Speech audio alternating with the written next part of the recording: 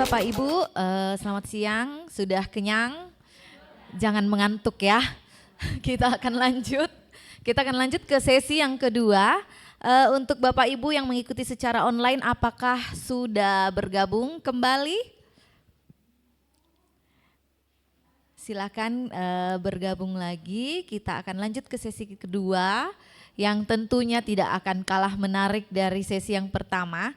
Tadi di sesi pertama kita sudah membahas tentang identifikasi anak berkebutuhan khusus. Dan di sesi yang kedua ini kita akan masuk pada materi eksplorasi minat bakat anak berkebutuhan khusus. Jadi kita kembali fokus, walaupun pasti akan ada mengantuknya, apalagi jam-jam rawan. Jam-jam yang sangat rawan, sudah kenyang, mengantuk. Saya serahkan kembali kepada Nanda untuk membawakan kita pada sesi yang kedua ini. Oke, baik, terima kasih Kak In. Baik, selamat siang Bapak Ibu semua. Ya, masih semangat ya? Ya oke, semoga makin semangat karena udah makan siang, energinya bertambah ya. Jangan sampai karbohidrat yang kita makan menjadi sumber kantuk ya. Nah sebelum kita lanjut ke materi, aku mau ajak ice breaking dulu ya, jadi biar fresh. Nah jadi mungkin ada yang tahu ini senam apa? Chicken dance, betul. Boleh Bapak Ibu ada yang mau pimpin nggak? Oh. Ada yang mau? Biasanya kalau ibu-ibu ya atau bapak yang di TK, SD ini ya itu pasti udah tahu ya chicken dance karena seru banget buat anak-anak. Ada soundnya nggak Kak? Oh, sound. Oke, ada yang mau coba nggak Bapak Ibu bareng di depan yuk? Silahkan. Yang di Zoom kayaknya udah joget duluan ya. Udah joget duluan yang di Zoom. Oh itu ada.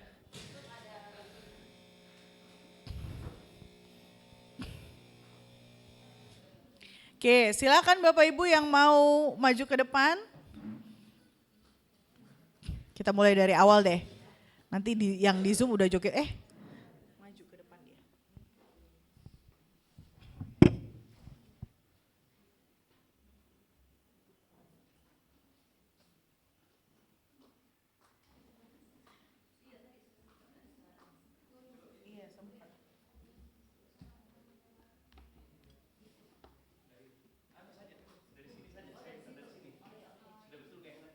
Oh iya dari kakaknya bantu. Tadi putar dari mana? Dari sini.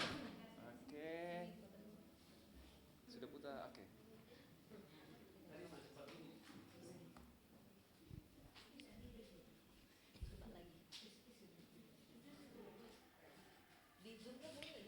Iya, oh iya di Zoom-nya bunyi ya Kak ya.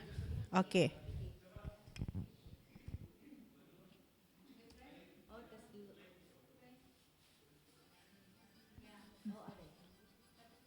Di Zoom-nya kayaknya deh Kak yang bunyi ya. Iya. Yang di Zoom nih kayaknya udah joget duluan ya. Tadi lupa dites.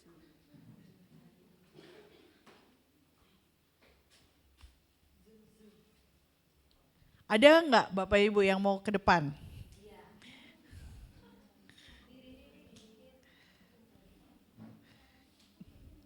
Ada? Mungkin dari tuan rumah, dari G4C mungkin? Ada yang mau? Ayo, mungkin boleh beberapa orang? 2 orang, 3 orang, silakan. Ayo. Ayo Bu. Ayo. Pak Hendra yang mana ya? Oh iya ayo Pak Hendra yuk. Ayo silakan Bapak Ibu. Ayo Bu Yulin silakan. Nanti ada door prize ya, ada door prize nanti dari teman-teman panitia. Aman Kak ya? Coba di play. Belum bisa. Ininya ya? Iya terlipat mungkin.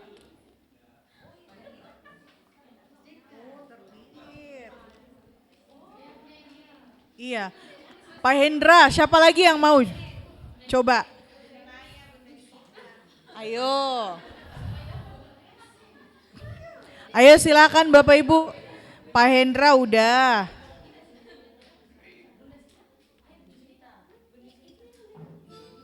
Nah. Ayo Bapak Ibu semuanya berdiri ya. Ayo berdiri di tempatnya.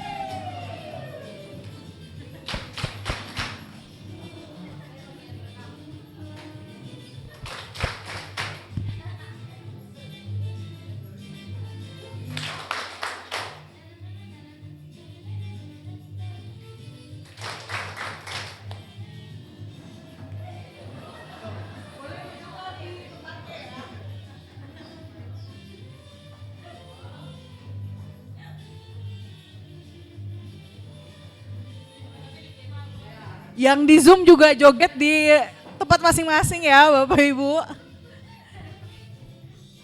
Oke, ini makin cepat. Loading. Lagi asik joget. Aduh. Ya, loading.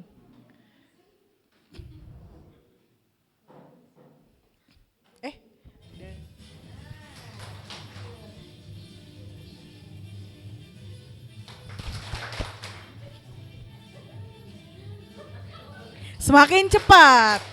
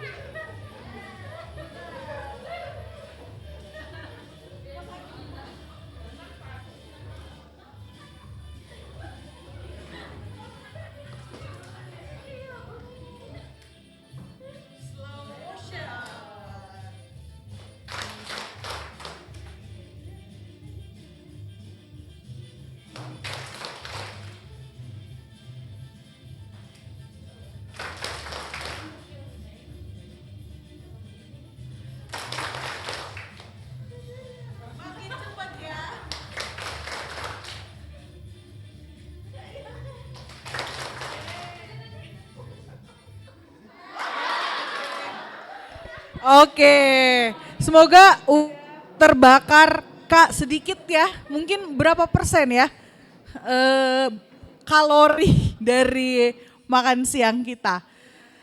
Oke, ya semoga lebih fresh lagi setelah membakar sedikit kalori. Jadi tadi kita sebelum istirahat membahas terkait jenis-jenis anak berkebutuhan khusus ya Bapak Ibu. Nah sekarang kita sudah mulai masuk ke materi terkait identifikasi dan juga eksplorasi minat bakat. Nah sebelumnya kita akan membahas terkait tahapannya tuh seperti apa sih dalam identifikasi minat dan bakat anak berkebutuhan khusus. Nah ketika berbicara terkait minat dan bakat, kita perlu memahami dulu ya Bapak Ibu terkait pengembangan karir. Kita bisa katakan bahwa sebetulnya minat bakat itu adalah sebuah perjalanan yang panjang ya. Jadi perjalanan pengembangan karir seseorang mulai dari usia dini ya, sampai usia lansia. Jadi kalau saat ini Bapak Ibu yang mengajar SMP ke bawah ya, jadi SMP, SD dan TK itu berarti anak-anak atau siswa peserta didiknya itu ada di usia ini dan itu tahapan growth atau tahapan pertumbuhan. Jadi tahapan di mana mereka sedang mengeksplorasi, melihat berbagai kegiatan dan berbagai aktivitas gitu ya untuk mengetahui dan mengenali dirinya. Nah ini di usia 14 tahun ke bawah, makanya kenapa setiap ada orang tua atau klien atau siswa yang datang kepada saya sebagai psikolog saya selalu mengatakan, ini Bu, saya usianya berapa Bu mau tes minat bakat nih? Usianya 5 tahun. Wah, sebenarnya 5 tahun tuh kita belum bisa mengetahui secara komprehensif ya minat dan bakat seorang anak. Kita bisa memberikan kegiatan atau stimulasi untuk membantu mereka mengenali minat dan bakatnya. Tapi kalau kita mau bilang profil minat bakatnya secara utuh ya mereka masih dalam tahap growth tadi. Jadi masih dalam tahap eksplorasi gitu ya, masih tahap growth, mengembangkan kemampuannya. Kita dalam tahap mengembangkan apa sih sebetulnya yang menjadi keunikan dirinya. Nah, pada saat masuk usia 14 tahun ini mungkin kurang lebih kelas 3 SMP ya, kelas 9 ya. Kelas 9 ini udah masuk ke tahap eksplorasi sampai nanti anak ini kuliah gitu ya, itu tahap eksplorasi di mana mereka mulai berbagai aktivitas yang lebih spesifik lagi. Makanya kenapa ekskul itu biasanya akan jauh lebih bervariasi di jenjang SMP, SMA. Karena saya biasanya dorong untuk anak ini mau tes minat bakat untuk tahu jurusannya apa, ya nggak bisa seperti itu. Jadi kita harus tahu dulu selama ini kita observasi ekskul apa sih yang dia senangi, terus selama dia mengikuti itu apakah memang dia memiliki kemampuan yang baik di situ. Misalnya anaknya disuruh atau diminta orang tua untuk masuk fakultas kedokteran ya. Terus dicari tahu kenapa pengen masuk kedokteran? Iya soalnya bapak ibunya dokter juga sih gitu. Jadi anaknya ya udah masuk kedokteran juga deh biar melanjutkan gitu kan, orang tuanya biasa banyak seperti itu. Tapi kita perlu lihat lah selama ini memang apakah memang anaknya punya minat di sana, punya bakat di sana gitu. Jadi itu yang perlu kita lihat. Coba deh dilihat dari nilai akademiknya di mata pelajaran yang berkaitan dengan fakultas atau jurusan atau program studi yang dia inginkan. Kemudian dilihat dari non-akademiknya seperti apa, kemampuan atau minat apa yang diperlukan untuk bisa unggul dan bisa survive ya di jurusan atau bidang tertentu. Misalnya kalau kita berbicara tentang anak berkebutuhan khusus, contoh, saya pernah menangani misalnya anak dengan ADHD ya, memang pernah didiagnosa ADHD, kemudian pada saat usia remaja gejalanya itu sudah lebih terkendali. Artinya anaknya sudah tidak terlalu impulsif dan hiperaktif lagi, tapi memang secara kemampuan untuk memusatkan perhatian memang masih kurang dibandingkan anak seusianya. Orang tuanya sempat meminta dia mengarahkan dia untuk masuk kedokteran. Nah masalahnya di kedokteran secara akademik itu tuntutannya tuh sangat tinggi karena dari proses belajarnya dibandingkan fakultas lain itu lebih panjang. Kemudian dia harus banyak bisa juga bersosialisasi dan berinteraksi dengan pasien. Jadi skill-skill itu yang sebetulnya memang pada anak dengan kebutuhan khusus tertentu akan sulit. Nah berbeda misalnya, mungkin kalau dia masuk ke jurusan yang lebih banyak melibatkan kegiatan lapangan misalnya, yang tidak banyak misalnya berinteraksi dengan orang lain, mungkin dia akan lebih pas di situ. Contoh, salah satunya misalnya anak dengan autisme ya. Anak dengan autisme terus misalnya masuk jurusan IT. Mungkin itu dia bisa akan berkembang dengan baik di sana, atau jurusan sains yang banyak melibatkan kegiatan penelitian di laboratorium ataupun juga di lapangan ya. Misalnya kalau jurusan seperti biologi gitu atau mungkin geografi itu justru mungkin akan lebih baik dan lebih bisa dia ikuti. Demikian mungkin jurusan-jurusan yang butuh banyak proses interaksi dan pemahaman konseptual seperti jurusan-jurusan sosial humaniora. Nah, maka dari itu kita perlu melihat konteks kemampuan dan juga keunikan dari anaknya. Misalnya ada anak-anak yang mungkin justru anak dengan autisme tapi dia ternyata anaknya itu sangat rigid dan mudah banget untuk menghafal ya. Mungkin jurusan-jurusan seperti hukum itu cocok buat dia. Jadi memang penting sekali juga ketika kita mengarahkan atau mengembangkan minat dan bakat anak, kita juga perlu memperkaya wawasan terkait bidang-bidang pekerjaan yang ada saat ini ya Bapak Ibu. Karena sekarang kan bidang pekerjaan sebetulnya tuh sangat berkaitan erat dengan teknologi. Artinya pekerjaan-pekerjaan baru itu banyak sekali muncul karena adanya perkembangan teknologi. Contohnya saja misalnya pekerjaan di bidang teknologi. Sekarang kalau dulu kan mana ada misalnya pekerjaan di bidang sosial media. Sekarang banyak anak-anak berkebutuhan khusus dia bikin konten seperti podcast, terus video YouTube atau bahkan TikTok ya. Jadi dunia-dunia itu yang sebetulnya kita perlu perkenalkan bahwa ada loh ternyata seperti ini gitu. Jadi memang penting juga untuk kita memberikan exposure ya. Artinya exposure terhadap atau paparan terhadap kegiatan-kegiatan yang beragam di usia-usia sebelum 14 tahun. Jadi exposure itu jadi sangat penting. Lewat apa? Kegiatan di luar sekolah, kemudian kegiatan di dalam sekolah ataupun ekskul, lalu media sosial atau mungkin lewat gunakanlah atau manfaatkanlah internet ya. Kemudian lewat komunitas dan sebagainya. Nah, tadi kita di pagi hari itu sempat bahas terkait mitos, minat dan bakat ya Bapak Ibu. Tapi sebetulnya apa sih minat itu? Jadi kalau kita bisa lihat, minat itu kan adalah sebuah kecenderungan. Jadi kecenderungan atau keinginan yang besar terhadap suatu hal atau suatu bidang. Nah, minat ini kenapa jadi sangat penting? Karena itu sangat berkaitan pada motivasi seseorang. Karena minat ini kan berkaitan dengan kesukaan atau hal-hal yang disenangi. Makanya kenapa banyak anak yang misalnya, oh iya dia sebenarnya punya bakat sih di bidang itu tapi dia gak terlalu minat. Ya berarti mungkin memang keinginannya tidak besar sehingga motivasinya kurang. Nah kemudian tadi kalau kita bicara tentang bakat, bakat memang biasanya kita sebut sebagai kemampuan bawaan. Tetapi kemampuan bawaan itu berupa potensi.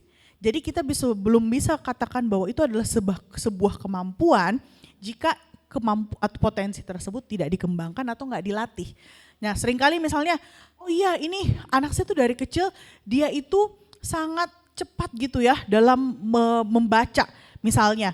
Dibandingkan anak seusianya dia tuh udah bisa baca mulai dari usia 3 tahun.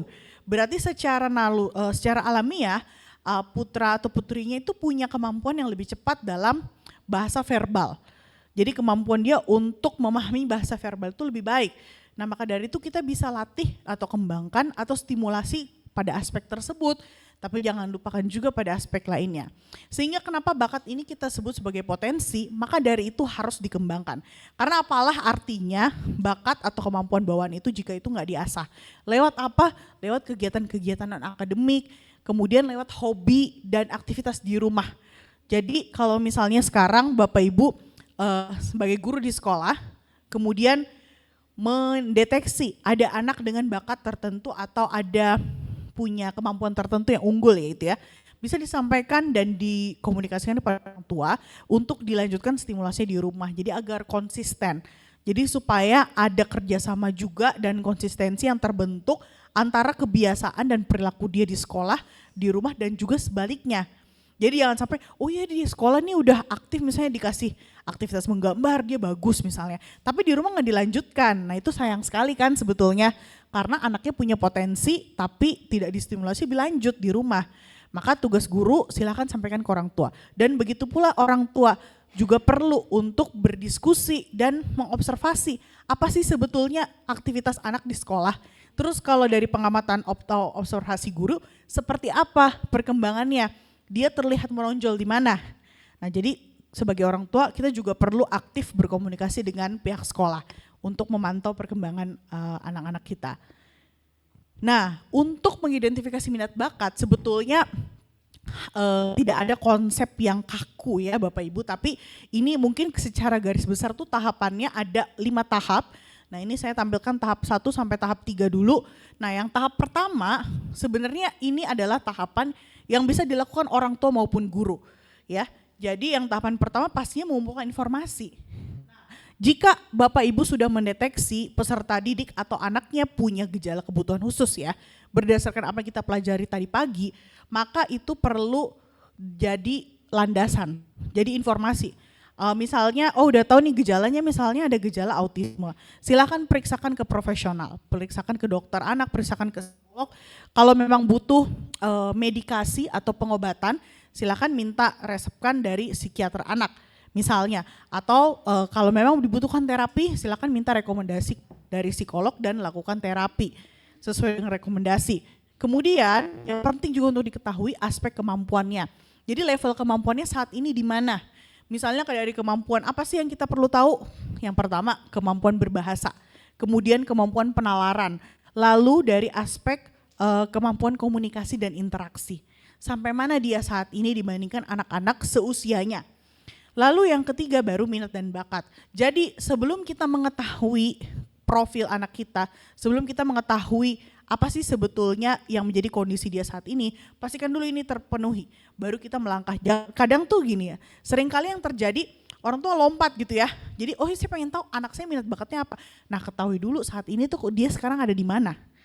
Artinya kemampuan dari sisi perkembangannya, dari seluruh aspek-aspeknya seperti apa, itu yang penting untuk diketahui. Jadi jangan buru-buru langsung, ya saya mau tes minat bakat misalnya, atau misalnya saya mau misalnya tahu anak saya itu dia unggulnya di mana.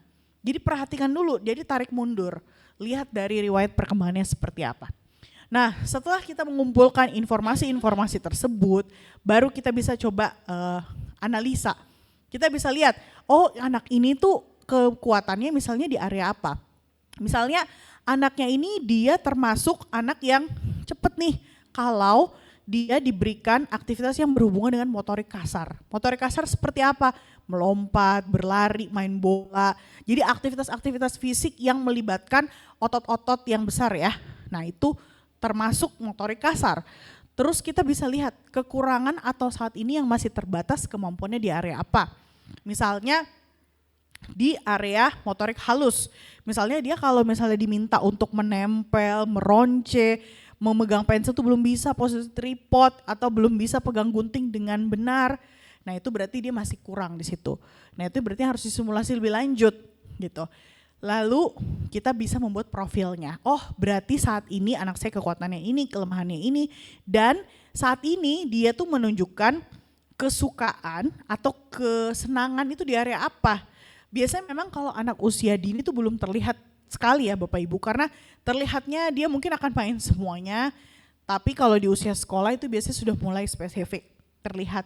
Oh iya kayaknya dia prefernya lebih sukanya main yang ini, lebih sukanya belajar yang ini, terlihatnya lebih suka atau lebih mampu untuk mengikuti pelajaran atau aktivitas tertentu. Nah lalu kita baru masuk ke tahapan ketiga, mengembangkan rencana eksplorasi. Nah makanya kenapa tahapan identifikasi dan eksplorasi minat bakat itu adalah perjalanan panjang. Jadi bukan sesuatu yang sifatnya instan, apalagi dilakukannya buru-buru pada saat mau masuk kuliah, mau masuk sekolah. Nah ini sering sekali kami temukan juga. Orang tua pengennya, udah mau masuk sekolah nih, mau daftar sekolah. Apalagi kemarin ya pas tahun ajaran baru, buru-buru tuh, jadi baru kerasa gerusuk, mau tes segala macam. Kenapa tidak dari kemarin-kemarin Bu gitu kan. Sayang sebetulnya karena bisa dilakukan eksplorasi lewat kegiatan-kegiatan di sekolah maupun di luar sekolah. Supaya apa yang dipilih itu memang benar-benar sesuai sama potensinya gitu. Jadi dalam tahapan ketiga ini kita perlu pasti tentukan kegiatannya. Misalnya saya ada salah satu klien, dia memang udah ketahuan nih, dia punya minat di area catur. Ya, jadi sejak SD punya minat yang besar di area catur. Nah, setelah itu dia akhirnya diarahkan lah ya oleh orang tuanya untuk untuk ikut lomba-lomba catur. Ya ikut ekskul, lomba-lomba di luar sekolah gitu. Jadi memang spesifik udah ditemukan kegiatannya. Terus masalahnya kalau memang belum ketahuan gimana? Dicoba dulu. Jadi coba beberapa kegiatan yang memang dia terlihat memang punya kesenangan di situ. Nggak perlu misalnya biasa ada orang tua ikutkan semua les. Mulai dari les berhitung, habis itu les menggambar, les renang. Anaknya jadi burn out nanti. Karena terlalu banyak aktivitas, terlalu sibuk gitu ya. Terlalu banyak ikut les macam-macam. Coba dulu amati di rumah seperti apa, komunikasi dengan guru di sekolah. Kira-kira memang dia kelihatan lebih ke arah mana. Nah baru dari situ kita pilih aja beberapa sesuai dengan kapasitas dan energi anak. Karena sebenarnya kan kita juga nggak bisa memberikan terlalu banyak aktivitas sehingga anaknya terlalu kelelahan ya. Karena kan nggak sesuai dengan usianya sebetulnya. Lalu ini menyusun jadwal. Jadi penting sekali juga untuk kegiatan yang diikuti itu memang sifatnya itu rutin. Jadi jangan sampai ikut les ini baru sebentar habis itu udah selesai. Karena mungkin memang nggak minat, tapi ya kita perlu evaluasi juga kenapa anaknya nggak suka. Memang dia karena nggak suka misalnya dengan kegiatannya kah, atau memang ada unsur dari aspek kegiatan tersebut yang membuat dia nggak nyaman. Apakah dari tutor atau pengajarnya, dari lingkungan pertemanannya, dari apanya. Jangan sampai sebetulnya memang ternyata ada faktor-faktor X itu ya Bapak Ibu. Nah, lalu menentukan orang yang bertanggung jawab. Nah, dalam memilih kegiatan kita juga penting untuk mengetahui siapa yang jadinya akan mengawasi. Misalnya pada saat ini orang tuanya gitu ya, atau mungkin ada kerabat lain, entah itu tantenya, biasanya seringkali juga neneknya. Jadi anggota-anggota keluarga lain yang bisa kita ajak komunikasi untuk memantau perkembangan dari anak ini. Kemudian tahapan keempat, nah itu ya pasti implementasi. Jadi buat apa nih kita udah bikin rencana tapi nggak diterapkan, tidak dilakukan, ya pastinya harus dilakukan. Jadi dalam proses implementasi kita perlu observasi. Nah proses observasi ini kan bukan sesuatu yang sifatnya instan, nggak bisa cuma sekali. Kita coba lihat setelah dia ikut ekskul ini gimana dia, bisa nggak dia ngikutin. Terus pada saat dia mengikuti bagaimana interaksi dengan anak-anak lain, kemudian bagaimana respon dia terhadap aktivitas itu. Nah kalau memang ternyata ada yang tidak sesuai, lakukan evaluasi. Nah selama ini apa yang perlu dievaluasi, misalnya dari intensitas kegiatannya kah, mungkin pada saat mengikuti kegiatan terlalu lama, jadi anaknya bosan, apalagi kalau kondisinya anaknya dengan masalah pemusatan perhatian.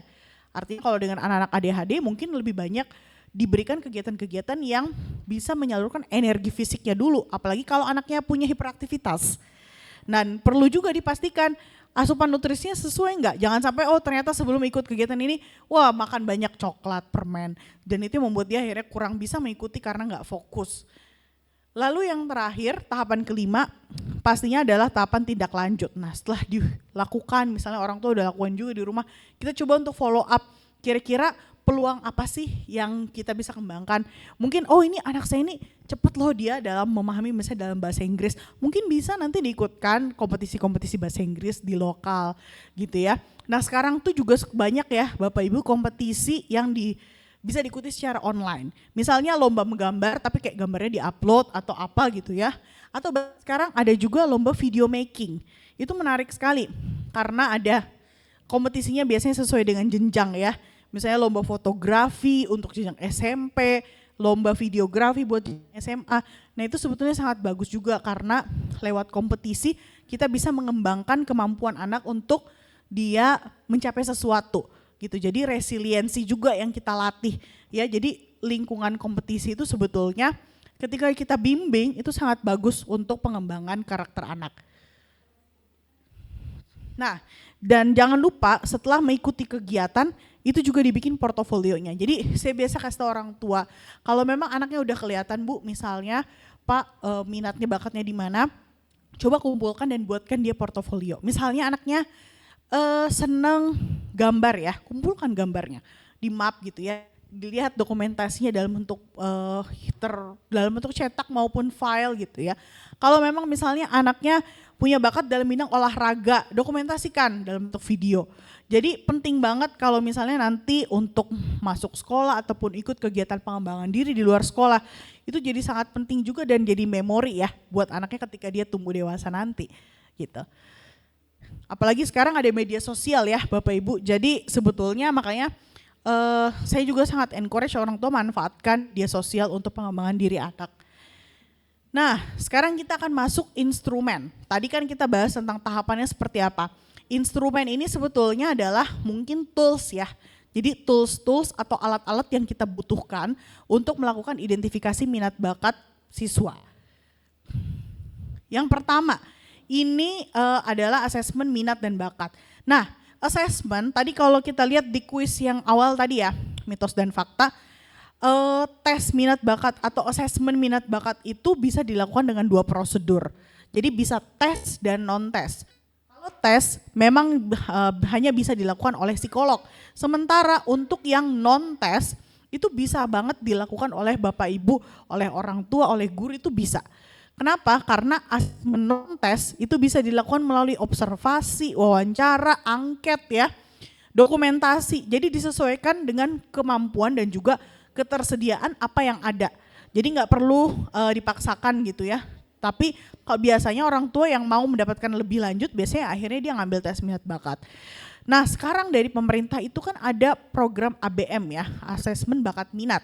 Jadi biasanya sekolah itu bisa mendaftarkan nama-namanya, tapi Bapak Ibu silahkan cari tahu lebih lanjut apakah ini bisa untuk sekolah swasta. Karena sekolah negeri setahu saya memang ada jadwal-jadwalnya biasa setiap tahun untuk ABM tersebut. Jadi sekolah bisa mengajukan siswanya untuk mengikuti ABM dari pemerintah. Nah, tujuan dari assessment ini sebetulnya untuk apa sih? Untuk membantu siswa-siswa kita memilih kegiatan dan pengembangan diri serta arah karir yang tepat. Nah, kenapa sebetulnya ini jadi sangat penting? Seringkali banyak anak-anak itu yang dia sampai SMA, dia akhirnya nggak tahu dia mau masuk jurusan apa, atau dia akhirnya salah memilih jurusan yang nggak sesuai sama potensinya, karena memang sejak dini nggak dibiasakan untuk mengeksplorasi dan merefleksikan apa yang dia lakukan dan apa yang dia senangi. Maka dari itu proses pembentukan kebiasaan itu penting untuk dilakukan sejak usia dini. Paling tidak sejak usia SD, anak-anak udah terbiasa terpapar dengan berbagai kegiatan sehingga ketika dia memilih, itu memang dia memilih atas dasar keinginan dan kesadarannya sendiri. Bukan karena dipaksa, bukan karena ikut-ikutan teman, bukan karena ikut-ikutan tren. Nah, seringkali dalam memilih jalur atau memilih pilihan terkait masa depan, anak-anak itu kan apalagi di usia remaja nantinya itu banyak dipengaruhi oleh faktor-faktor lingkungannya, terutama lingkungan teman sebaya. Maka dari itu penting untuk dia paling tidak betul-betul mengenal dirinya. Jadi dengan dia mengenal dirinya, pilihan yang dia ambil pun memang sesuai dengan potensinya, bukan karena ikut-ikutan. Nah, ada beberapa metode ya Bapak Ibu yang bisa dilakukan. Yang pertama adalah assessment tadi ya, lalu observasi. Nah, observasi ini tidak hanya dilakukan di sekolah tapi juga dilakukan di rumah. Jadi kalau misalnya Bapak Ibu di sini yang memiliki putra atau putri gitu ya, coba amati di rumah. Di waktu luang anaknya lebih sering atau melakukan aktivitas apa. Jangan sampai selama ini mungkin ada anak yang senang melakukan satu aktivitas tertentu, tapi memang karena nggak ada ketersediaan alat atau bahannya aja misalnya. Lalu yang penting juga kita coba lakukan konseling. Konseling ini bisa dilakukan dengan wali kelas, psikolog, ataupun guru BK di sekolah. Lalu lihat lewat kegiatan ekskul atau kegiatan pengembangan diri yang diikuti oleh anak, serta coba pantau dari dokumen-dokumen perkembangannya. Jadi kalau misalnya ada raport atau mungkin laporan hasil pembelajaran biasanya memang ada aspek bagian afektif dan juga aspek-aspek non-akademik. Silakan perhatikan dan coba diskusikan juga dengan guru di sekolah seperti apa hasil pengamatan di sekolah sehingga itu bisa menjadi evaluasi orang tua di rumah. Nah, tadi kalau kita bicara ya asesmen minat dan bakat, kita bisa bagi jadi dua. Bedanya kalau asesmen bakat itu fokus pada kemampuan potensial. Jadi kemampuan yang sifatnya potensial biasanya itu berkaitan dengan apa ya? Intelijensi, kemudian misalnya aspek-aspek penalaran yang berkaitan dengan potensi kognitifnya. Nah itu berkaitan dengan bakat. Dan ini biasanya dispesialisasikan dalam rentang waktu tertentu gitu. Sementara kalau minat ini mengukur aspek ketertarikan. Makanya tadi kita bilang minat itu sebagai kecenderungan atau keinginan dia untuk melakukan aktivitas tertentu. Jadi memang berkaitan dengan ketertarikan dan bukan hanya dorongan dari personal tapi bagaimana exposure atau paparan dia terhadap aktivitas tersebut. Kita nggak bisa tahu seorang anak itu suka olahraga atau enggak kalau dia nggak pernah dipaparkan kan dengan aktivitas olahraga. Atau kita nggak bisa tahu anak ini apakah dia senang atau minat atau tidak dengan aktivitas seni kalau memang dia pernah dipaparkan dengan aktivitas seni dan musik. Maka dari itu di usia di bawah 14 tahun paparan atau exposure itu jadi sangat penting. Tapi jangan berlebihan. Artinya kepekaan kita sebagai orang tua dan guru juga jadi sangat penting gitu ya untuk mengamati sejauh mana sih respon anak ini terhadap aktivitas yang diberikan. Nah, tadi kalau berbicara terkait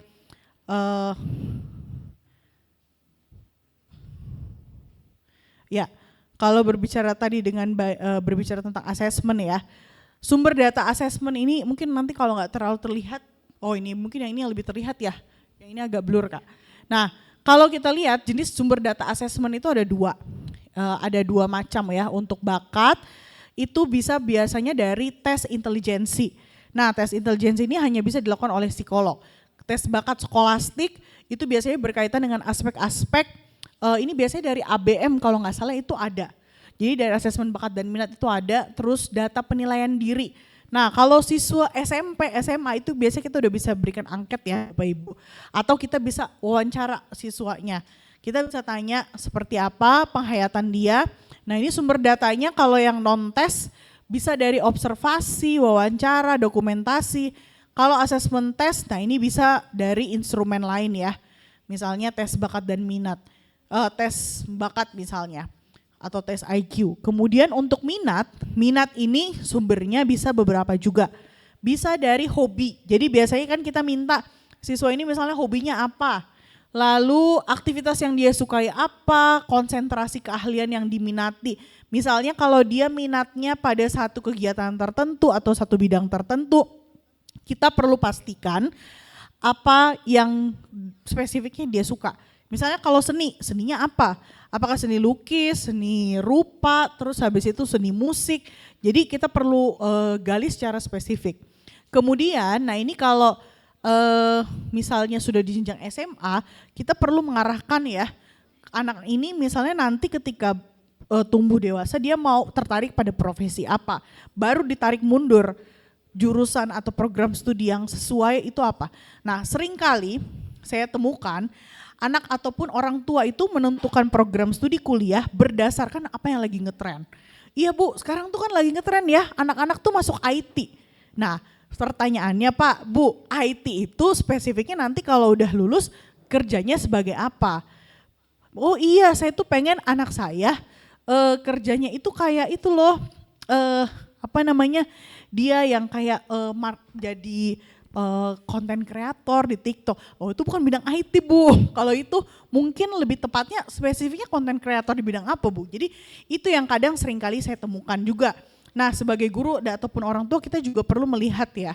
Dari jurusan atau program studi yang ada saat ini, kira-kira tuh prospeknya ke depannya seperti apa.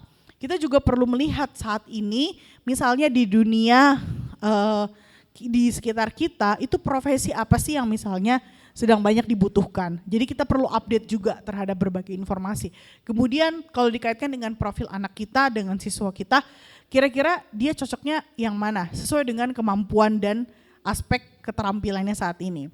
Baru ditarik mundur nanti ke jurusan apa yang bisa menunjang supaya dia punya skill yang mendukung dia mencapai cita-citanya.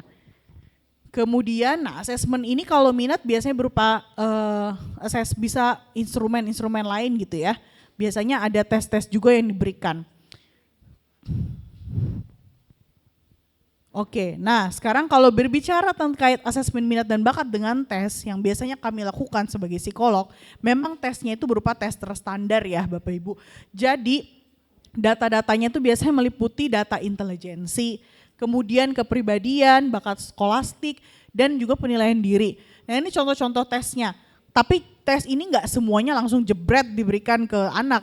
Kita biasanya akan lihat dulu anaknya sebenarnya seperti apa. Kalau memang punya kebutuhan khusus tertentu, kita nggak bisa berikan semua tes ya. Tesnya pasti akan disesuaikan dengan kondisi dan kebutuhan khusus anak juga. Maka dari itu kami biasa sebagai psikolog akan tanya di awal, akan wawancara orang tua dan gurunya. Bu, selama ini gimana perkembangannya? Coba bawa raportnya, bagaimana hasil observasinya, apakah pernah diagnosa sebelumnya oleh dokter maupun psikolog, silakan dilengkapi.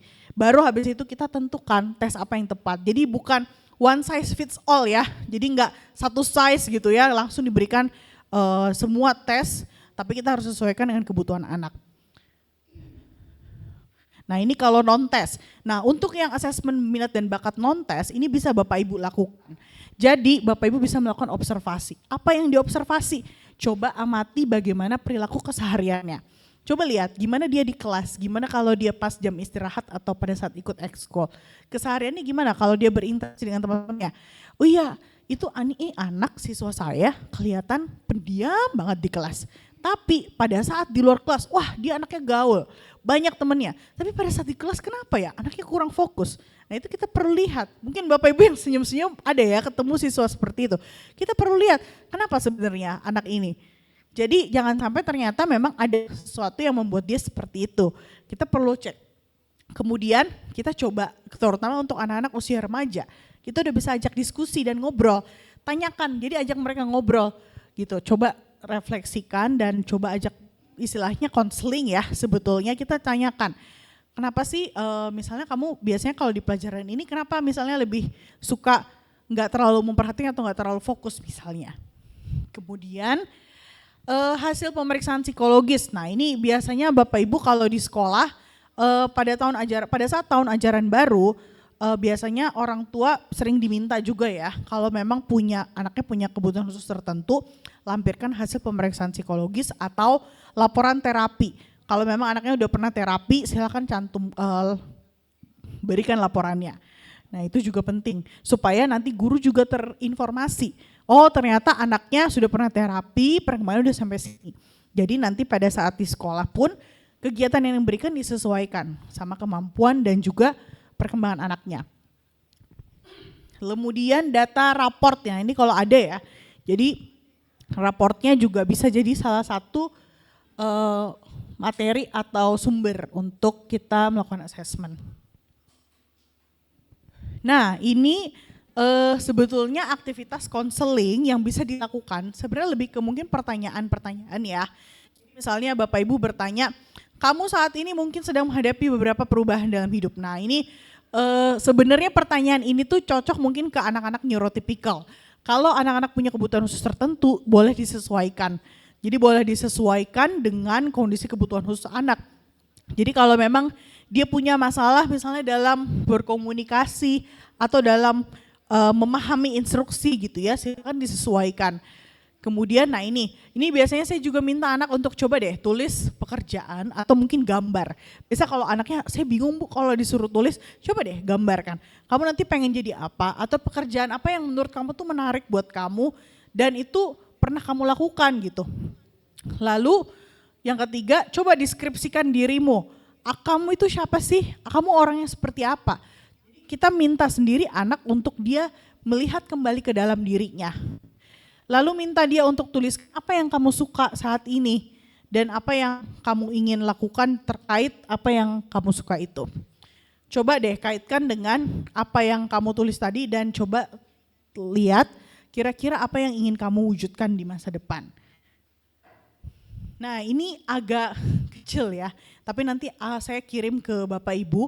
Intinya sebetulnya biasa hasil assessment itu dia mencakup beberapa aspek ya. Jadi ada aspek bahasa, kemudian kekuatan kelemahannya apa, aspek berhitung, kemudian analisa hasil assessmentnya, potensi akademiknya, potensi non akademik serta rekomendasi.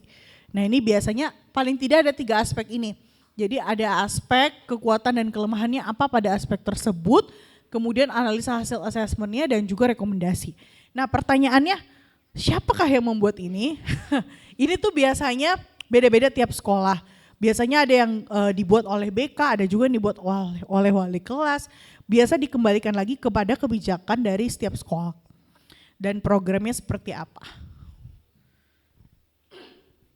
Oke, nah sekarang kita akan bahas terkait apa sih upaya yang bisa kita lakukan ya Bapak Ibu untuk mendukung dan mengembangkan minat dan bakat anak. Nah ini tadi contoh laporannya, nanti mungkin saya kirimkan ini ya, Bapak Ibu mungkin ada yang butuh untuk siswa atau peserta didiknya. Nah sekarang pertanyaannya kenapa sih kita harus, kayaknya tadi effort banget ya Bapak Ibu ya harus dilakukan semua tahapan-tahapan itu dan kenapa penting? Yang pertama sebetulnya gini, ketika kita membantu anak untuk mengembangkan minat dan bakatnya, kita membantu dia untuk menemukan dirinya. Harapannya walaupun dia punya kebutuhan khusus, dia bisa mandiri. Dia bisa berdiri di atas kakinya sendiri nanti di masa depan. Artinya itu adalah harapan kita. Selain itu dengan kita mengembangkan minat dan bakatnya, dia jadi punya confidence. Dia punya rasa percaya diri karena dia tahu, oh iya saya tuh bisa ini ya. Walaupun misalnya saya kurang misalnya di mata pelajaran ini, tapi oh iya saya jago di musik, saya bagus di nari, saya bagus di olahraga. Jadi mereka punya kepercayaan diri bahwa mereka punya loh kemampuan atau keunikan yang jadi ciri khas mereka gitu. Dan yang ketiga pastinya bisa meningkatkan kualitas hidup mereka di masa depan. Mendapatkan stimulasi yang baik pastinya itu akan membantu mereka survive atau bertahan di masyarakat. Paling tidak mereka bisa berdiri di atas kakinya sendiri, syukur-syukur kalau bisa memberikan manfaat untuk anak-anak seumurannya atau sebayanya. Dan yang pastinya itu membantu mereka untuk beradaptasi di masyarakat. Artinya gini, sebagai orang tua biasanya sering saya sampaikan pada orang tua dengan anak berkebutuhan khusus bahwa Pak, Bu, kita kan juga goalsnya adalah ketika memiliki anak pasti kita akan membesarkan mereka supaya suatu hari nanti mereka walaupun kita nggak ada, mereka bisa untuk bertahan gitu ya. Jadi itu adalah harapannya. Jadi makanya kenapa apa yang Bapak Ibu lakukan sekarang itu adalah investasi jangka panjang yang mungkin Bapak Ibu tidak lihat nanti. Tapi artinya Tuhan melihat hal-hal itu gitu. Jadi itu yang sering sekali saya sampaikan kepada orang tua bahwa memang apa yang kita tuai sekarang itu ketika berbicara soal pendidikan itu panjang sekali perjalanannya. Puluhan tahun bahkan atau belasan tahun kita baru melihat output atau dari hasil ya dari itu. Jadi memang bukan proses yang instan yang bisa kita lihat dalam waktu yang singkat. Kita mungkin lihat jika dalam waktu singkat, kita lihat misalnya anaknya dulu belum bisa ini sekarang udah bisa. Itu ada kepuasan dan rasa syukur tersendiri yang dirasakan ketika kita melihat ada perubahan positif sekecil apapun itu. Nah, bagi orang tua ini adalah sebetulnya mungkin hal-hal yang penting juga untuk diperhatikan bahwa sebetulnya membantu anak untuk menemukan potensinya itu membantu mereka untuk memahami diri sendiri. Karena seringkali bahkan anak dengan tidak berkebutuhan khusus pun atau neurotipikal itu seringkali kita kan gak kenal ya sama diri kita sendiri. Anak-anak banyak, Kak aku tuh bingung loh, aku kalau misalnya disuruh milih jurusan ini aku milihnya kenapa ya? Karena disuruh mama, disuruh papa, atau karena temanku juga mau ini. Jadi kadang anak remaja mungkin gak kenal betul dengan dirinya sendiri. Maka dengan seperti itu, dengan mengembangkan minat dan bakat, kita sebenarnya membantu mereka untuk mengenal secara utuh diri mereka. Dan juga pastinya mengenal lingkungan sekitar. Dengan kita memberikan exposure, dengan kita memperkenalkan sejak dini, membantu mereka sebetulnya memperkenalkan, sebetulnya lingkungan sekitar kamu seperti ini, dunia kamu seperti ini. Apa sih yang bisa dia lakukan untuk bisa beradaptasi dan menyesuaikan diri. Serta membantu dia untuk melatih, membuat keputusan, termasuk keputusan secara mandiri ya. Jadi artinya enggak karena didorong, enggak dipaksa, tapi karena memang dia menyadari pentingnya membuat keputusan itu. Ada beberapa hal sebetulnya yang menjadi faktor pengembangan, pastinya ada faktor internal dan eksternal, tapi yang seringkali berpengaruh itu sebetulnya dari faktor eksternal. Memang ada faktor-faktor internal yang berpengaruh ya, tetapi yang paling penting adalah bagaimana penanganan yang diberikan. Jadi walaupun kita tahu bahwa anak kita misalnya punya kebutuhan khusus karena sifatnya bawaan, entah itu genetik maupun neurologis, tapi kita tahu bahwa apa yang kita lakukan setelah itu. Jadi seringkali saya sampaikan pada orang tua memang pada tahap ketika mendeteksi atau mengetahui bahwa anak memiliki kebutuhan spesial, yang perlu kita atasi adalah penerimaan diri kita dulu. Nah yang sering menjadi masalah adalah orang tua kadang belum ada pada tahap menerima kondisi yang dialami oleh anak. Maka dari itu kita sendiri yang perlu berdamai dulu dengan diri kita sendiri, baru kita bisa fokus memberikan penanganan yang tepat terhadap anak. Maka dari itu jika mungkin Bapak Ibu yang di sini guru ketemu dengan orang tua yang memiliki siswa berkebutuhan khusus, memang prosesnya panjang. Bagi orang tua berbeda-beda. Ada yang sampai anaknya dewasa bahkan masih dalam proses pergumulan ya, masih belum menerima. Ada juga yang akhirnya dia setelah kesana kemari, dia akhirnya bisa menerima. Dan memang perjalanan itu sangat bervariasi pada setiap orang. Yang penting kita cukup sampaikan apa yang penting untuk diketahui dan gak perlu memaksakan bahwa orang tua ya Bu harus terima nih kondisinya gini. Gak apa-apa karena itu journey atau perjalanan yang sangat personal. Pasti setiap orang punya masanya atau timingnya masing untuk menemukan atau menerima kondisi yang dialami. Nah, ketika kita berinteraksi ya, entah itu ketika kita berinteraksi dengan siswa, ataupun ketika kita mungkin memiliki kerabat atau bertemu di tempat umum dengan anak dengan kebutuhan khusus, ini yang penting untuk kita terutama dengan disabilitas intelektual ya, dan disabilitas mental. Nah kalau disabilitas fisik dan sensorik, itu biasanya secara komunikasi, kecuali mungkin dengan anak-anak tuli atau individu tuli, ya itu kita biasanya bahasa isyarat. Tapi terkadang banyak juga yang bisa menggunakan bahasa bibir. Tapi sekarang kebanyakan sekolah-sekolah mungkin yang tadi ya Bapak Ibu yang dari SLB, mungkin itu jadi salah satu skill yang dibutuhkan juga, yaitu kemampuan berbahasa isyarat. Sekarang cukup banyak juga Bapak Ibu medianya untuk belajar secara online. Di YouTube banyak yang gratis. Di Unhas itu ada pusat disabilitas Unhas, mereka menyediakan layanan belajar bahasa isyarat.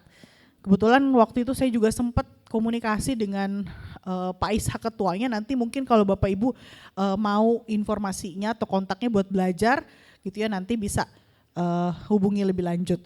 Nah, di sini penting sekali untuk kita komunikasi nonverbal. Jadi perhatikan gestur kita, gimana kita membawa diri ya di hadapan anak-anak ini. Karena terkadang ada memang bahasa-bahasa tubuh yang mungkin kita nggak sengaja atau kita nggak menyadari hal itu ternyata kurang bisa diterima dengan anak-anak ini.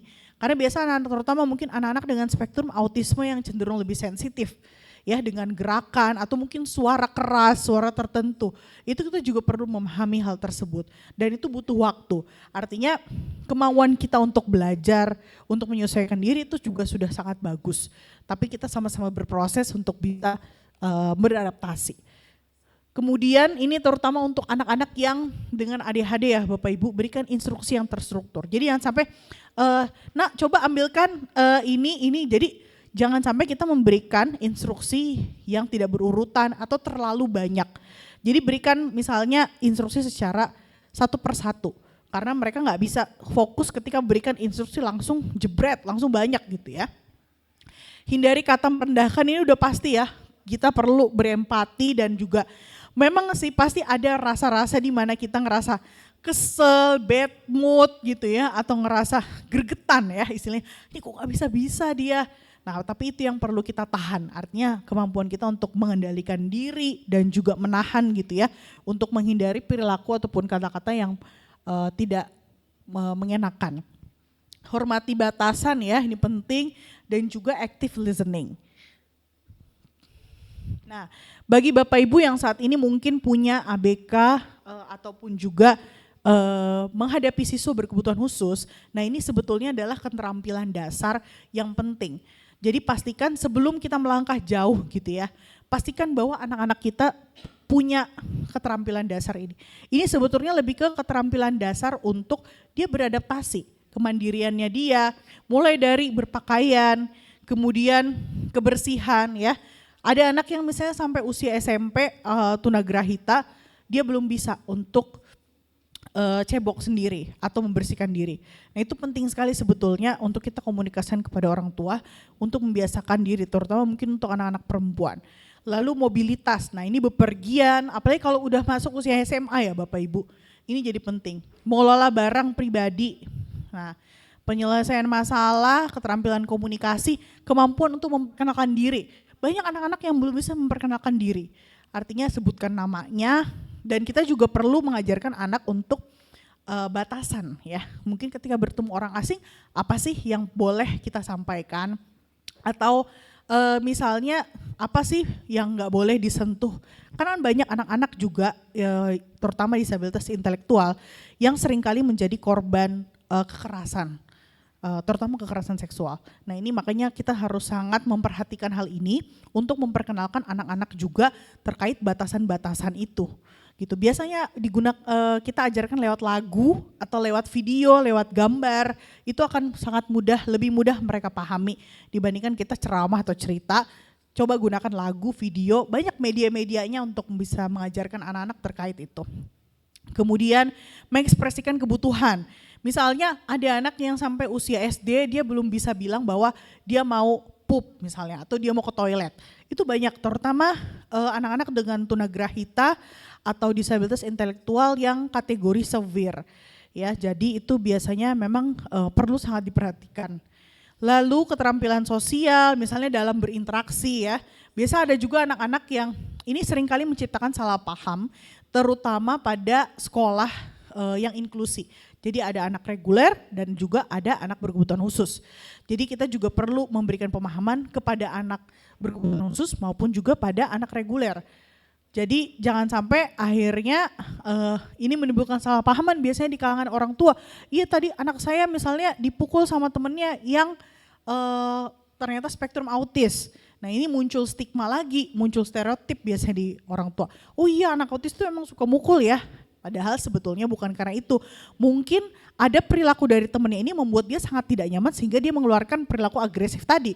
Itu seringkali seperti itu. Makanya sebagai guru di sekolah kita juga perlu jeli ya melihat. Jadi jangan sampai ikut tersulut atau ke-trigger juga Bapak Ibu. Sama keterampilan mengelola emosi. Nah ini sering kali juga pada usia remaja, pada kondisi anak ADHD maupun tunagrahita ini masih sering jadi kesulitan juga. Nah, stimulasi minat bakat ABK ini yang penting untuk diperhatikan. Bagi orang tua maupun guru di sekolah, kita perlu ciptakan lingkungan yang aman dan terstruktur. Jadi jangan sampai ada lingkungan justru membuat mereka nggak nyaman. Kita udah tahu misalnya anaknya ini sensitif pada suara-suara keras. Terus misalnya kegiatan dilakukan itu misalnya kegiatan yang banyak gaduh ya, jadi banyak berisik misalnya, nah itu perlu kita perhatikan.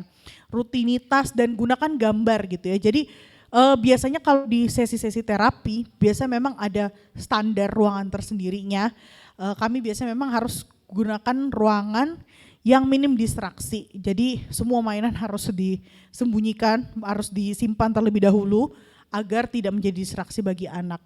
Kemudian metode pembelajaran, nah ini juga seringkali perlu diperhatikan. Jadi fokus pada pembelajaran yang sifatnya itu visual dan multisensori. Jadi jangan sampai selama ini kita ngajar atau memberikan kegiatan, aktivitasnya itu dengan ceramah aja. Nah itu kan sebetulnya tidak menstimulasi indera-indera sensori yang lain. Misalnya indera penglihatan, kemudian indera peraba, gunakan semua media-media yang ada untuk memberikan stimulus. Dan ketika kita memberikan tugas-tugas yang besar atau aktivitas, pecah itu menjadi tugas-tugas yang lebih kecil. Misalnya kita mau ajak anaknya menggambar. Nah sebelum menggambar, kita kan harus mempersiapkan kertasnya dulu. Kita mempersiapkan pensil warna. Nah itu berikan instruksi secara bertahap. Atau misalnya ketika kita belajar olahraga, sebelum kita misalnya olahraga volley misalnya, ada tahapan yang harus dilakukan. Nah itu penting sekali untuk disampaikan secara terstruktur dan perlahan. Nah, yang perlu diperhatikan ya Bapak Ibu, saya selalu anjurkan orang tua ketika sudah punya gejala atau mendeteksi ya, misalnya guru mendeteksi ada gejala kebutuhan khusus pada anak, langsung sampaikan ke orang tua dan arahkan orang tua untuk mencari bantuan profesional untuk bisa mendapatkan diagnosa lebih dini supaya bisa ditangani lebih cepat. Kadang banyak nih, saya sering dapat orang tua misalnya udah deteksi, udah tahu anaknya ini punya gejala speech delay sejak usia 3 tahun. Baru dibawa usia 6 tahun. Sayang, kasihan anaknya sebenarnya. Jadi ketika sudah mendeteksi gejala, kita perlu untuk mencari informasi dan mengambil tindakan supaya dikasih penanganan lebih awal. Supaya nggak terlalu berlarut-larut ya. Itu jadi lebih memudahkan orang tua juga nantinya sebetulnya. Lalu fokus pada kekuatan anak, jangan fokus pada kelemahan ya. Kalau misalnya belum ketemu kekuatan sekarang, memang berarti mungkin belum saatnya. Belum ada proses eksplorasi dan exposure. Dan yang penting sebenarnya fokus pada keperfungsiannya Bapak Ibu. Jadi kalau memang kayaknya dia memang belum bisa secara akademik nggak apa. Kita fokus pada keberfungsiannya dia, misalnya dia bisa ke toilet sendiri, dia sudah bisa berpakaian, sudah bisa merapikan barang-barangnya, itu hal-hal yang sangat penting sebetulnya untuk diperhatikan. Dan akademik bukan satu-satunya. Jadi seringkali orang tua atau guru mungkin banyak kita fokus atau terobsesi pada hal-hal yang sifatnya akademik. Tapi it's not the only one. Itu bukan satu-satunya yang memberikan indikasi bahwa anak ini berkembang dengan baik. Yang penting kita lihat bagaimana kemampuan kemandiriannya, keterampilan sosialnya. Itu yang menjadi hal yang sangat penting untuk kita perhatikan. Nah ini to-do list-nya ya, beberapa hal tadi sudah kita bahas juga. Penting sekali kalau di sekolah itu kita bikin perencanaan berbasis individual.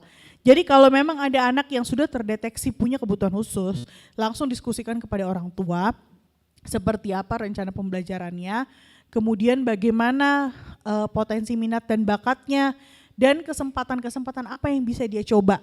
Misalnya di sekolah ada kompetisi kah, ada lomba, ada kegiatan apa, coba libatkan anak ini. Jangan sampai selama ini kita menganggap, oh karena dia berkebutuhan khusus jadi gak dilibatkan, kasihan anak yang gak terpapar. Padahal gak apa-apa, dicoba dulu aja, coba libatkan dalam kegiatan-kegiatan sekolah, atau kalau misalnya ada kompetisi, ikutkan dia ikut lomba. Fokus pada kekuatan dan keunggulan anak. gitu. Ya ini tadi kita bahas terkait dukungan ya, jadi bagaimana kita penting sekali sebetulnya untuk kita juga punya ekspektasi. Sering kali yang terjadi ya Bapak Ibu, ekspektasi versus reality ya, jadi apa yang dihadapkan dengan realitanya itu nggak sejalan dengan ekspektasi. Maka dari itu penting untuk kita mengelola ekspektasi. Kita nggak bisa memaksakan anak kita misalnya dengan disabilitas intelektual untuk dia bisa mendapatkan nilai seperti teman-temannya. Ya nggak bisa, coba kita explore, apa aspek kemampuan lain yang dia unggul. Mungkin di kemampuan adaptasinya kah, atau mungkin di kemampuan seni, kemampuan olahraga, kita cari keunggulan di aspek-aspek lain. Dan pastikan bahwa kesempatan itu konsisten diberikan gak hanya di sekolah, tapi juga di rumah. Dan kolaborasi ya, jadi penting memang dalam proses eksplorasi minat bakat itu tidak dilakukan sendiri, karena ya pasti akan kelelahan. Perlu kolaborasi dengan berbagai pihak juga untuk kita memastikan bahwa apa yang kita lakukan itu konsisten. Nah ini juga saya sering anjurkan orang tua yang memiliki anak dengan kebutuhan khusus, bergabunglah dengan komunitas. Ya, jadi saat ini itu cukup banyak kalau misalnya komunitas dengan orang tua, persatuan orang tua dengan anak autis, kalau di Makassar itu ada namanya POAM. Kemudian ada juga kebetulan ini yang saya kenal itu Frasa Indonesia Timur, jadi anak-anak dengan kebutuhan khusus juga, orang tua dengan anak kebutuhan khusus, tapi biasa dengan usia yang lebih dini. Jadi anaknya ada usia 3 tahun, 4 tahun, sampai usia SD. Ada juga yang saya kenal itu komunitas anak-anak dengan Down syndrome dan juga tunagrahita atau disabilitas intelektual. Itu namanya Yayasan Sahabat Sindroma Down. Ini kebetulan saya sudah izin sama Ibu Ketua Yayasannya. Ini adalah video ya, boleh dibantu play Kak.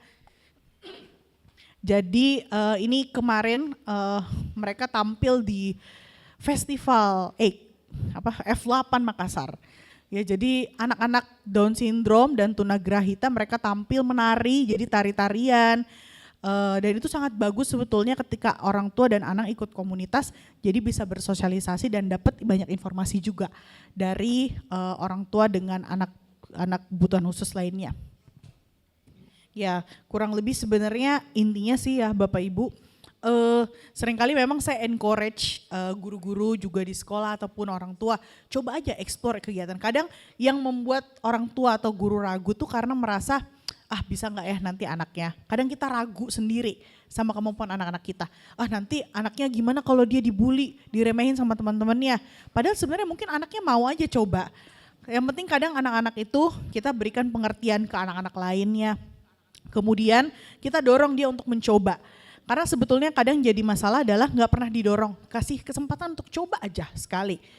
Exposure, ketika satu kali udah tampil, satu kali udah diberikan apresiasi, kepercayaan dirinya udah muncul. Semakin lama dia udah makin kebiasa dan udah makin percaya diri. Ini contohnya anak-anak ini nih keren banget ya. Jadi mereka udah tampil di banyak panggung lah ya, udah keliling di Makassar udah banyak panggung, tampil di event-event, acara-acara dan semuanya ini Down syndrome dan tunagrahita, disabilitas intelektual. Usianya paling kecil sekarang ini rata-rata udah remaja ya, 13 tahun sampai 19 tahun. Gitu. Jadi ada macam-macam. Nah, sekarang kita akan masuk ke rencana pengembangan minat dan bakat anak. Karena setelah ini kita akan praktik, jadi Bapak Ibu silahkan nanti disimak. Nah, dalam mengembangkan minat dan bakat, kita biasanya akan perlu membuat profil ya. Seperti yang tadi saya sampaikan, tapi ini kita versi singkatnya aja. Yang penting untuk dicantumkan sebenarnya adalah kekuatan, kelemahan, kemudian minat dan bakat yang teridentifikasi dan juga tujuan jangka pendek dan jangka panjang.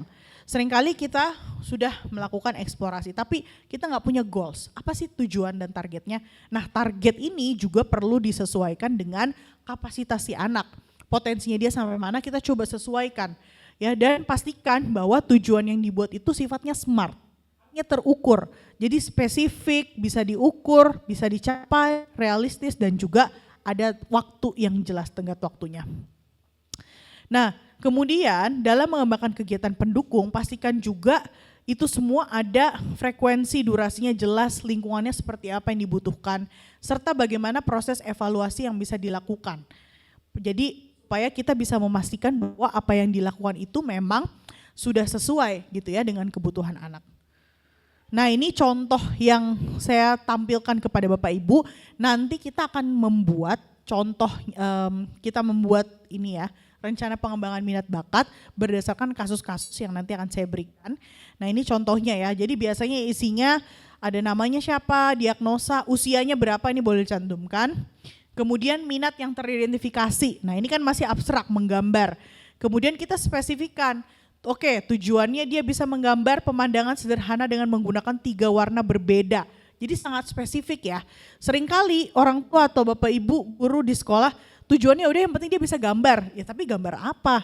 Gambar orang kah? Gambar pemandangan kah? Mewarnai kah? Jadi itu perlu dispesifikkan. Supaya apa? Supaya ketika kita memberikan kegiatan pun juga itu tepat sasaran, jadi sesuai dengan goals yang mau kita capai. Lalu kegiatannya seperti apa untuk membantu anak bisa mencapai goals yang sudah ditetapkan. Oh misalnya supaya dia bisa mencapai tujuan itu, berarti dia perlu latihan menggambar setiap hari berapa lama? Oh 30 menit deh, terus misalnya mulai dari mungkin ikut kelas menggambar online dulu atau lewat YouTube gitu ya. Baru nanti mungkin bisa bikin buku gambar pribadi. Jadi salah satu klien saya, dia itu ibunya punya portofolio anaknya. Jadi semua gambar yang dibuat oleh anaknya itu semua dari kelas 1 SD sampai dia sekarang SMP dikumpulkan dalam bentuk clipping, map. Jadi emang sangat telaten juga sih ibunya. Jadi memang komitmen dan ketelatenan dari orang tua di sini juga dia sangat penting. Dikumpulkan semua, jadi kelihatan semua progres anaknya. Jadi itu jadi satu hal yang penting juga. Lalu jadwalnya kapan? Setiap hari misalnya sepulang sekolah. Lalu evaluasinya gimana? Setiap pekan misalnya orang tua dan anak nanti bersama-sama akan melihat buku gambar. Seperti itu.